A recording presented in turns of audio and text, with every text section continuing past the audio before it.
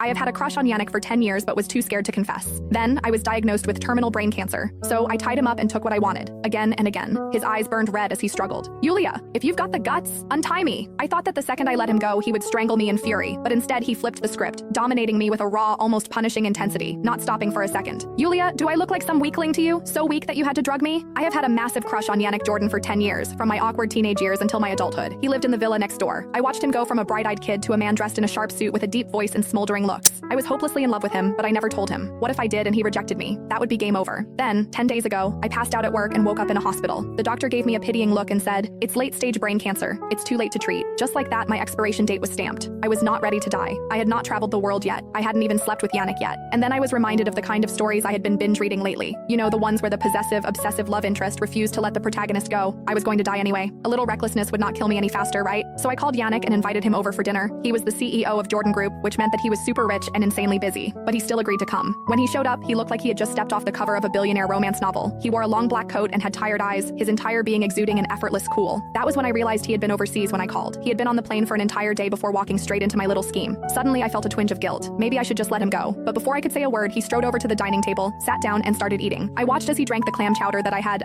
doctored a little. He raised an eyebrow at me mid-sip. "It's been a while. Your cooking has improved." Yeah, no kidding. Because it was takeout from the best restaurant in town. Why takeout? Because if I had cooked, it would have been so bad he wouldn't eat enough for my plan to work. By the time I grabbed a bowl from the kitchen, he was already looking a little woozy. I bit my lip. "Tired? Want to lie down?" He nodded. "I'm a little dizzy." "Take a rest then." We had known each other forever, so trust was not an issue. Hence, he followed me to the guest room without a second thought. Yannick was out cold. I struggled to peel off his coat, my fingers brushing against the crisp white fabric of his dress shirt. Beneath it, I could just barely make out the contours of his body. I swallowed, my throat suddenly dry as my pulse hammered against my ribs. But in the end, I lost my nerve. Instead, I rummaged through my closet and pulled out a collection of silk ties, ones I had bought for him over the years but never dared to give him. Well, tonight, they were finally going to serve a purpose. Carefully, I wrapped them around his wrists and ankles, securing him to the bed. By the time I was done, exhaustion hit me, and I collapsed onto the edge of the mattress. I lifted my gaze. I saw that Yannick's face was calm, his breathing steady. Right now, he looked so peaceful. But I knew that the moment he woke up, he would be furious. Just like the last time when his mother casually suggested that we should just get married, he was annoyed. I let my eyes linger on his face, memorizing every detail. I did not have much time left. In a few days, I would not get to see him ever again. I had spent my whole life being good and selfless.